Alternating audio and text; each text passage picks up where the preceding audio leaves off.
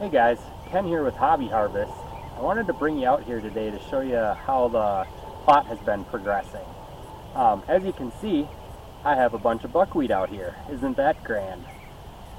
I think the last time I had you guys out here was right after I had gotten all of the debris picked up out here and a lot of the brush cleared out of here. At that time, we were still waiting on spring green up so that we could spray everything out here, get the weeds killed off, and then plant our seed. So that's what we did out here. It was probably April at some time we finally got into spring green up. I sprayed everything out here 3 times. The first spraying probably killed most of everything that was out here. I sprayed with a mix of glyphosate and 2,4-D. Glyphosate's your generic Roundup. It kills pretty much everything that's green, but 2,4-D is a broadleaf killer, and that really helps to kill the broadleaf plants that may get hurt by glyphosate, but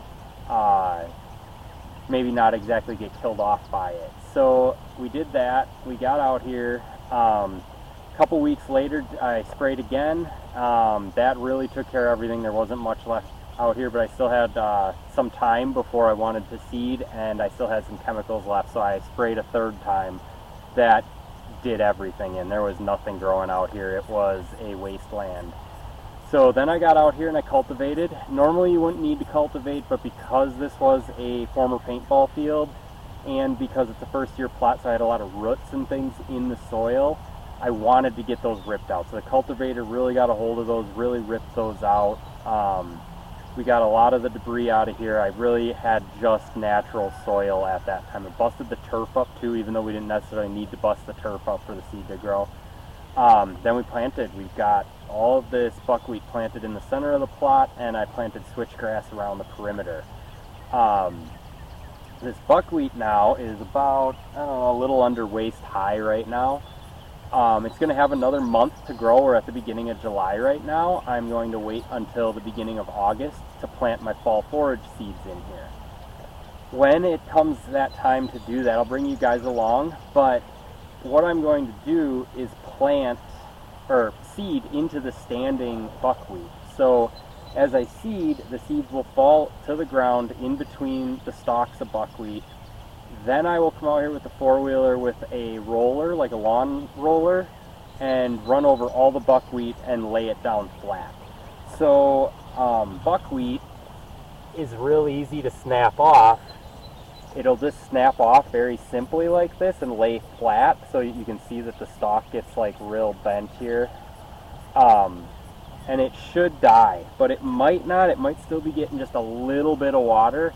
So I will also spray just glyphosate, no 2,4-D at that time, just glyphosate onto the buckwheat that's been laid down.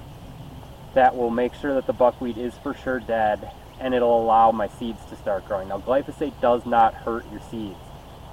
Glyphosate neutralizes as soon as it hits the soil. It only hurts green leafy things. So the seeds haven't grown yet, they're not green and leafy, it won't hurt them.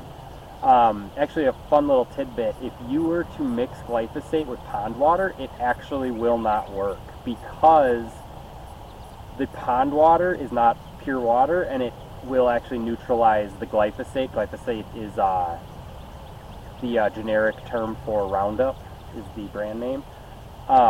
It actually won't work if you mix it with pond water. You need to mix it with, well water will work, but more pure water to actually get it to work in your sprayer.